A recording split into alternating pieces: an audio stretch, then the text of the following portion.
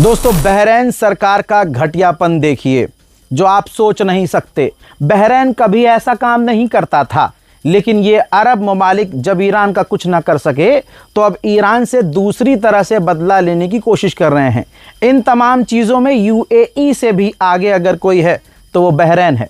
हज़रात मोहतरम, बहरैन में मनाना के एक इलाके में, क्योंकि मुहर्रम की शुरुआत लगभग हो चुकी है, वहाँ पर शिया समुदाय अपना प्रोग्राम मुहर्रम से रिलेटेड कर रहे थे। मस्जिद कहिए, मस्जिद परिसर कहिए या इमामबाड़ा परिसर, बहरैन की सरकार ने घुसपैठ की, उन्हें गिरफ्तार किया, रेड करी, उनको परेशान किया, जिसके बाद वहाँ के शिया समुदाय ने जमकर काफ़ी देर तक प्रदर्शन किया। फिलहाल और लोगों की गिरफ्तारी हो सकती है। अब आप समझ सकते हैं कि अरब देश ईरान से बदला लेने के लिए क्या क्या कर सकते हैं। यहाँ पर ज़रूरत है कि ईरान को समर्थन करने की वजह से जिन लोगों को ये सज़ा मिल रही है, ईरान को उनके लिए बोलना ही होगा और एक्शन में आना होगा। वहीं आपको बता दूं कि इजराइल के फाइनेंस मिनिस्टर ने क्लियर कट कह दिया है कि फ्राइडे जो आने वाला है, न फ्राइडे के बाद हम लेबनान में जिन जिन जगहों पर मौजूद हैं वहाँ से पीछे नहीं हटेंगे। एक बार फिर से, बल्कि मैं तो शुरुआत से ही कह रहा हूँ कि अमेरिका और इजराइल पर भरोसा करना बेकार है। बहरहाल अगर डोनाल्ड ट्रंप डील करना चाह भी रहे हैं तो इजराइल की पूरी कोशिश ये है कि यह डील ख़राब हो जाए। अब बड़ी बात यह है कि नेतन्याहू हो या फाइनेंस मिनिस्टर जो इजराइल का है, या आप कट्टरवादी नेता बेंजीवीर को सुन सकते हैं, वो बहुत अजीब व गरीब बयान दे रहे हैं जिससे साफ लग रहा है कि तनाव बढ़ सकता है। लेबनान पर भी लगातार हमले जारी हैं। हज़रात, बेंजीवीर के अलावा अगर आप फाइनेंस मिनिस्टर का बयान सुनेंगे तो वो कह रहे हैं कि हम अमेरिका से बात करेंगे। ये जो ईरान के साथ डील की गई है डोनाल्ड ट्रंप के द्वारा, ये काफ़ी ख़तरनाक है, घटिया है और नुकसानदायक है।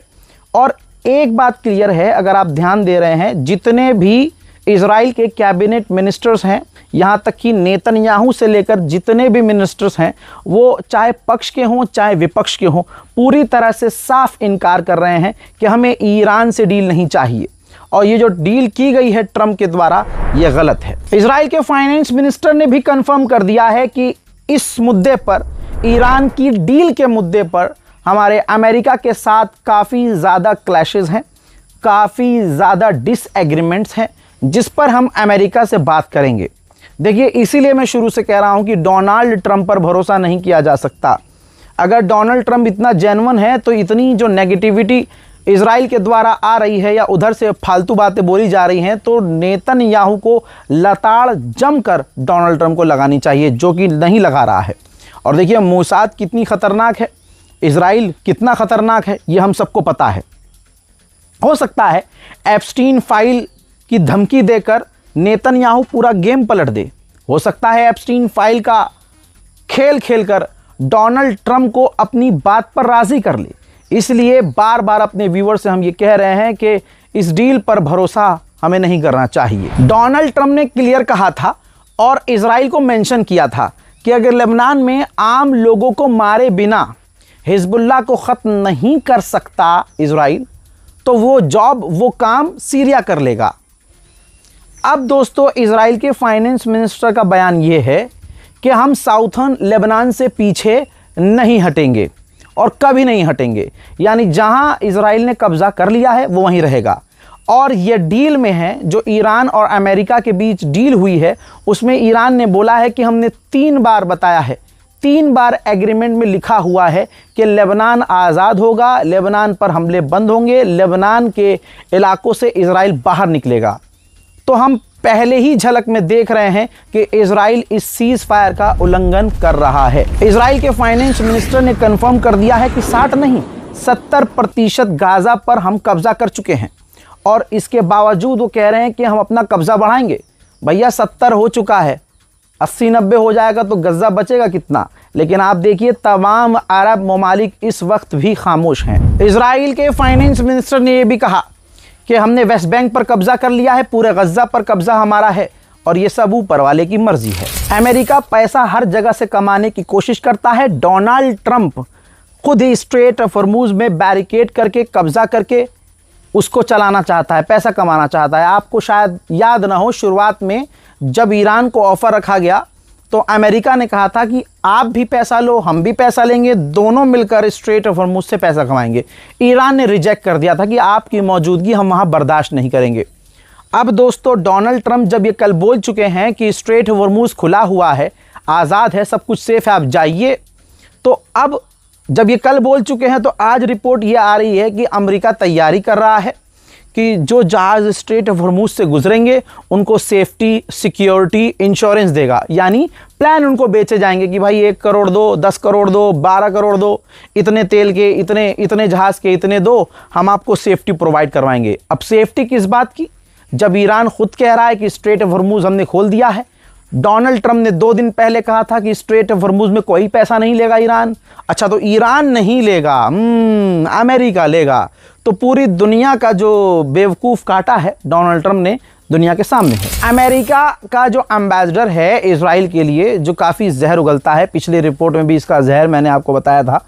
अब इसने कहा है कि सबसे बढ़िया ऑप्शन ये है कि लेबनान, सीरिया, इजराइल, फ़िलिस्तीन, वेस्ट बैंक, इन तमाम इलाकों से हिजबुल्लाह और हमास के लोगों को निकाल कर इनके मदरलैंड ईरान भेज दिया जाए, जिससे पूरे इलाके में शांति आएगी। हिलरी क्लिंटन ने खुद कंफर्म किया है, पूर्व आला अधिकारी अमेरिका की रह चुकी हैं, इन्होंने खुद एक्सेप्ट किया है कि जब मैं सरकार में थी उस वक्त भी नेतन्याहू की सरकार, इजराइल की गवर्नमेंट हम पर प्रेशर बना रही थी कि ईरान पर हमला कर दिया जाए, लेकिन हमारी सरकार बेवकूफ़ नहीं थी। नाटो के चीफ ने इस अमेरिका और ईरान के बीच होने वाली डील का स्वागत करते हुए कहा है कि डोनाल्ड ट्रंप ने यह बहुत बढ़िया डील की है। ईरान का न्यूक्लियर प्रोग्राम कभी कामयाब ना हो, ईरान की बैलिस्टिक मिसाइल की पावर्स कम हो जाए, मिसाइल पावर कम हो जाए, इस तरह की डील डोनाल्ड ट्रंप ने करके इलाके के लिए काफ़ी सिक्योरिटी प्रोवाइड की है। इजराइल के डिफेंस मिनिस्टर का आप तेवर देखिए, वो कह रहे हैं कि जो हमारा प्लान था लेबनान में पूरी प्लानिंग करके तमाम गांवों को एक एक करके तबाह करना, हम उन लेबनान के तमाम गांवों को ऐसे ही तबाह करेंगे, हमें कोई रोक नहीं सकता। यही मैं बार बार पॉइंट आउट कर रहा हूं कि ईरान के लिए अगर डील में पहले लेबनान है और इजराइल लेबनान पर हमला कर रहा है, मकानों को तोड़ रहा है, पीछे निकलने से, हटने से मना कर रहा है, तो फिर ये डील कैसे होगी। हमेशा से कहता आया हूं, अगर आप हम अपनों पर भरोसा करते हैं तो थोड़ा अलर्ट रहा करिए। हम आज ऐसे मुसलमानों में से हैं कि हमारी सफ़ों में ईमानदार नहीं हैं, आस्तीन में सांप हैं हमारे। आप देखिए, मुसलमान का दुश्मन है। अमरीकी ऑफिशियल किनारे कर दीजिए, इजराइल के ऑफिशियल ने साफ कहा है कि अंडर द रडार, यानी जो सोमालिया लैंड है उसने अंडर द रडार हमारी काफ़ी पहले से मदद की है। बताइए, जो एक देश भी नहीं था Somalia land, for example Punjab खड़ा हो जाता है और कहता है जी हम एक अलग देश बनना चाहते हैं, गवर्नमेंट हमारी मना करेगी, नहीं भाई साहब हो ही नहीं सकता। लेकिन पंजाब के कुछ आपत्तिजनक लोग वो इजराइल से कांटेक्ट करते हैं और कहते हैं कि जी आप हमें सपोर्ट कीजिए, हम आपको खुले में सपोर्ट करेंगे, ठीक है, और बस हमें आपसे ये चाहिए कि आप हमें देश घोषित कर दो। यही किया है गद्दारों ने सोमालिया के, और फिर इजराइल का साथ दिया है अंदर ही अंदर। मुसलमान हैं, सोमालिया मुस्लिम कंट्री है, और सोमालिया लैंड वो भी तो सोमालिया का ही है भाई, वहाँ के भी तो मुसलमान ही हैं। उन लोगों ने इजराइल की मदद की, जिसका रिज़ल्ट आज दुनिया के सामने है। उन्हें गाज़ा, फ़िलिस्तीन, वेस्ट बैंक में हो रहे मुसलमानों के नरसंहार से कोई मतलब नहीं था। उनको बस ये था इजराइल हमें सपोर्ट कर दे, हमें एक अपना मुल्क मिल जाए, अलग हम मुल्क बना लें। आप समझ रहे हैं या नहीं समझ रहे हैं? ये आज के मुसलमानों का हाल है। ये हिंदुस्तान में भी आप फील कर सकते हैं। फलाना मुसलमान उठ के गाली बकेगा दूसरे क्रिएटर को, फिर वो गाली बकेगा दूसरे क्रिएटर को, वो आपस में गाली चल रही होगी, ठीक है। फिर 3 दिन बाद हम देखेंगे दोनों बैठे हुए हैं, भाई साहब ये हमारा भाई है, ये हमारा छोटा भाई है, ये हमारे बड़े भाई हैं, ये हमारे ये हैं। भाई कौम को बेवकूफ़ दबा कर बनाया जा रहा है। आपस में ही मुसलमान में बर्दाश्त कहाँ है? भाई कहाँ है बर्दाश्त? हाँ, बर्दाश्त वहाँ है कि जब अपने से ताकतवर कोई मिल जाता है ना, या गैर मुस्लिम, तो वहाँ तो मस्जिदें तोड़ दी जाए, मुसलमानों की मॉब लिंचिंग कर दी जाए, कुछ नहीं बोलना जी, तब नहीं बोलना। हाँ, मुसलमान की स्कूटी मुसलमान की स्कूटी से टकरा जाए, फिर देखो आप बदमाशी जी। ओ हो। हमें धोखा देने वाला, मैं मुसलमानों के लिए कह रहा हूँ, बहुत सारे मैंने ऐसे मामले देख लिए। भाई हमें धोखा देने वाला बाहर का थोड़ी है कोई, आपका भी कोई करीबी होगा, उसे ने आपको, आप खुद कमेंट करके बता दीजिए कि आपको आपके ही मुसलमान भाई ने धोखा दिया कि नहीं दिया।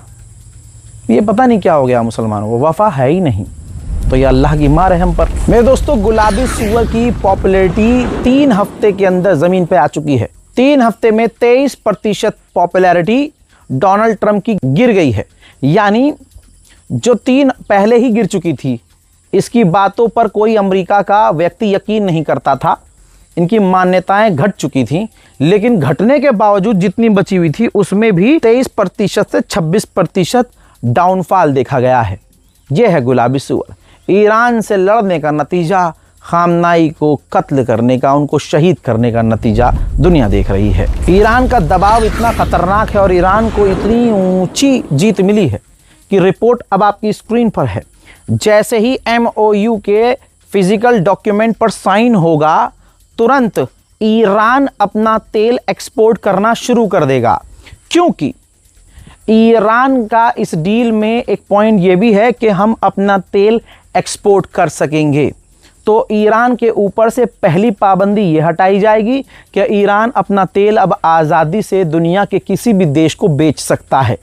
समझ सकते हैं कि ईरान को कितना फ़ायदा होगा। यमन के पॉलिटिकल काउंसिल की चीफ ने IRGC की तारीफ की है और कहा कि IRGC ने दुनिया के सामने अमेरिका और इजराइल को हरा दिया है, झुका दिया है और बेहतरीन कमाल उन्होंने करके दिखाया है।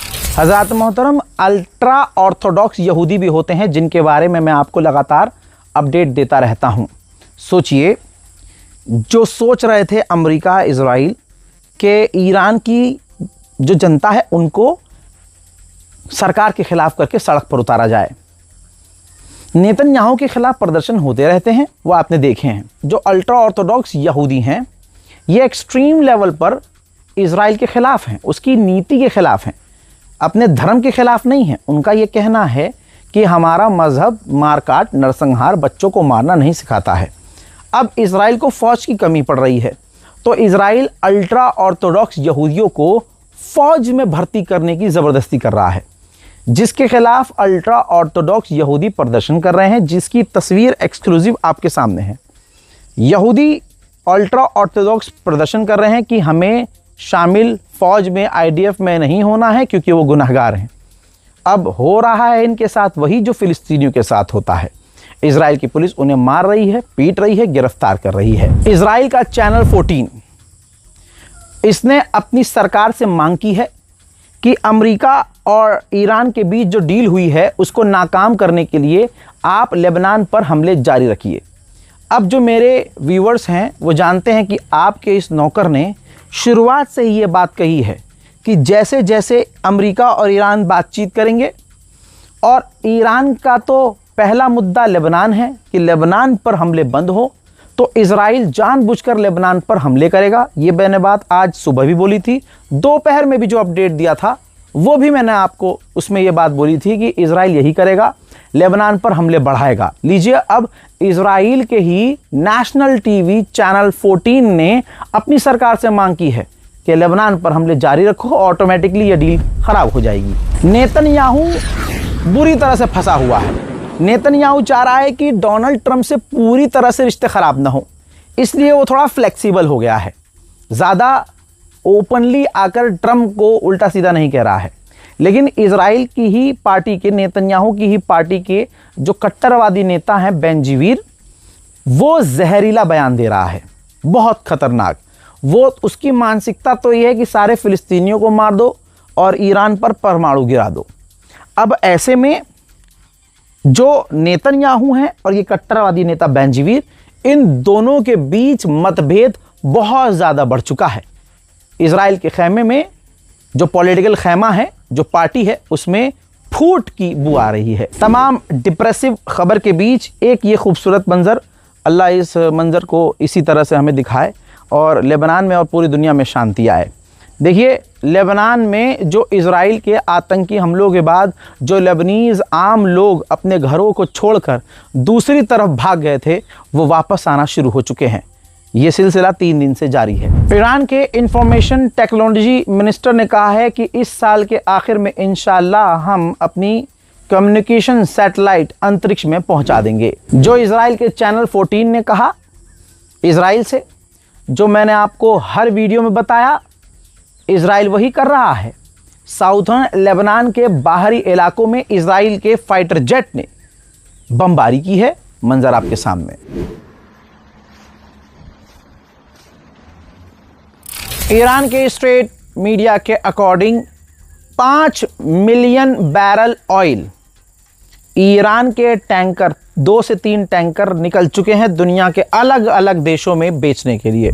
ईरान के एक लोकल पत्रकार ने हिम्मत दिखाई और स्ट्रेट ऑफ हॉर्मुज़ में धड़ल्ले से घुस गया। देखिए, वहां जाकर उसने दिखाया भी, सबूत भी दिया और रिपोर्ट भी ये है कि अभी भी जो दुनिया भर के जहाज़ हैं वो बिना ईरान की परमिशन से नहीं गुजर रहे हैं, यानी अभी भी वो खौफ में हैं और ईरान से परमिशन लेने के बाद स्ट्रेट ऑफ हॉर्मुज़ से गुजरने की कोशिश कर रहे हैं, बिना परमिशन के नहीं।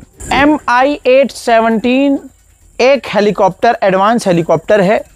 ये 20 हेलीकॉप्टर रशिया से ईरान लेगा। MOU सिग्नेचर हो चुका है, जिसके शुरू में ही 5 हेलीकॉप्टर ईरान को मिल जाएंगे और 2027 तक टोटल 20 ये हेलीकॉप्टर मिल जाएंगे ईरान को। लेकिन आपको बता दूं कि ये कोई फाइटर हेलीकॉप्टर नहीं है, ये आग बुझाने वाला हेलीकॉप्टर होगा। मेरे दोस्तों, 56 इंच का सीना देखिए आप। अब देखिए, 3 भारतीय जवान को अमेरिका ने अटैक करके कत्ल कर दिया। फलाना चुप रहा, पूरी दुनिया डंग, अरे मोदी जी मोदी जी मोदी जी मोदी जी करते रहे। अब सुनिए, अब ब्रिटेन, यूएस तो लाख दिखा चुका है, अब बर्तानिया ने क्या किया, ब्रिटेन की नेवी ने रूस से आने वाले जो गुजरात के पोर्ट पर भारत का जहाज जा रहा था तेल लेकर, उसको घेरा, उसको सीज किया। हमारा तेल भी गया, वो जहाज भी गया और उस पर मौजूद भारतीय कप्तान अजय पंत को गिरफ्तार कर लिया। और दोस्तों, अजय पंत को बर्तानिया 10 साल की सज़ा भी सुना सकता है। अब जो समुदाय मोदी को पापा बोलता है, वो इस पर भी चुप रहेगा और पापा इनका तब भी नहीं बोलेगा। कैसे? जब 3 हिंदुओं के मारे जाने पर पापा कुछ नहीं बोला, तो एक कैप्टन के सिर्फ गिरफ्तार होने से फाफा कुछ बोल पाएंगे क्या? जब मैं चाइना को लेकर ये रिपोर्टिंग किया करता था कि चाइना भारत के लिए ख़तरनाक है और भारत की आंखों में धूल झोंक रहा है, तो मोदी जी के समर्थक जो है खूब गालियां बकते थे, यार भारत की बुराई कर रहा है। अबे झाट के चुल्लो, मैं अपने मुल्क का जो अपमान नहीं कर रहा हूँ, मैं अलर्ट कर रहा हूँ कि चाइना कितना ख़तरनाक है। हजरात, लद्दाख के ही इलाके में जो हमारा है, भारतीय कुछ वहाँ घूम रहे थे, व्लॉगर ट्रैवलर घूम रहे थे। जब वो लद्दाख के इलाके में पहुँचे हैं तो उनके मोबाइल में ऑटोमेटिकली टाइम जोन चाइना का हो गया, यानी चाइना हमारे इलाके में अपना टाइम इम्पोज कर रहा है। ये कब्ज़ा नहीं तो क्या है, यानी भारत के टाइम जोन को वो बदल दे रहा है भारत में रहते हुए। सबूत दूं आपको, जोर जोर से चीखना है मोदी मोदी। हाँ, ये वीडियो देखते हुए मोदी मोदी करना है। देखिए क्या हुआ जी। देखिए, मेरे मोबाइल में 737 हो गया। कुछ मैसेज आया ऐसे ऊपर करके देखे नोटिफिकेशन में? नहीं, ये तो देव ट्रेडिंग का है। अच्छा, 1 मिनट, इनके पास आया होगा। भाई भाई भाई, आपके पास वो नोटिफिकेशन आया था ना? कौन सा नोटिफिकेशन? दिखाइए, टाइम जोन का। Your time zone change, your time now in China standard time. क्या बात है भाई, इंडिया में खड़े हैं लेकिन टाइम जोन चाइना का हो गया है, क्योंकि इस साइड ये सारी पहाड़े जो हैं ये चाइना का है और वहाँ पे ये मिडिल में आप देखिए एक वाइट सा दिख रहा है, वो चाइनीज पोस्ट है, और इस साइड के पहाड़ भी चाइनीज है, ये बीच में रोड है, और ये हमारी इंडियन माउंटेन्स हैं। अब आप गोदी मीडिया की सच्चाई देखिए। G7 में प्रोपेगेंडा चलाया गया। क्या चलाया गया? गोदी मीडिया ने ये लिखा है, देखिए क्या लिखा है। गोदी मीडिया ने लिखा है कि जो कि गोदी मीडिया का सबसे बड़ा चैनल अब मेरी नज़र में ABP भी है। दोस्तों ये लिखता है कि G7 समिट में PM मोदी ने उठाया भारतीय नाविकों की मौत का मुद्दा। ये पूरा आपने देख लिया, ये स्टेटमेंट आप पढ़ सकते हैं, लेकिन आपको हकीकत बताता हूं कि मोदी का स्टेटमेंट वहां क्या था। जो भारतीय 3 नाविक मारे गए हैं अमेरिका के आतंकी हमले में, G7 में तुम्हारा फलाना फलान भी नहीं बोल पाया। क्या स्टेटमेंट है? वो स्टेटमेंट एग्जैक्ट मोदी के वर्ड टू वर्ड आपकी स्क्रीन पर लगा रहा हूं। देखिए दोस्तों, ये येलो हमने हाईलाइट कर दिया है पॉइंट, आप रिसर्च कर लेना। इसके अलावा मोदी ने कुछ नहीं कहा है। अब मुझे बताइएगा, 3 जो भारतीय मारे गए हैं हिंदू, जिनके माँ बाप मोदी के भक्त थे, उनका क्या रिएक्शन होगा? मोदी ने G7 में बोला है कि हम वेस्ट एशिया में शांति प्रयासों में हुई प्रगति का स्वागत करते हैं। इस संघर्ष से वेस्ट एशिया में हमारे मित्र देशों को जान माल का नुकसान झेलना पड़ा है। Hormuz straight way marine time trade में आई बाधा के कारण पूरे विश्व की अर्थव्यवस्था को नुकसान पहुंचा। भारत के कई सिविलियंस की जान गई है। ग्लोबल मरीन टाइम ट्रेड के माध्यम से सभी देशों को आपस में जोड़ने वाले नाविकों की सुरक्षा हमारा दायित्व है। हमें यह सुनिश्चित करना होगा कि समुद्री मार्ग सुरक्षित है और सीफेयर से बिना भय अपना कार्य कर सके। फ्रेंड्स, भारत इन विषयों पर सभी पार्टनर के साथ मिलकर काम करने के लिए पूरी तरह तैयार है। बहुत बहुत धन्यवाद। यह है मोदी का स्टेटमेंट। मुझे गणचट्टों से पूछना है, पैखाना खोरों से, कि तुम्हारे बाप ने कहाँ उन 3 भारतीयों के मारे जाने का दुख व्यक्त किया है, शोक व्यक्त किया है और गुस्सा दिखाया है? गुस्सा वुस्सा कुछ नहीं लाला, और तुम इसी लायक हो। अब जोर जोर से करते रहो। जय हिंद।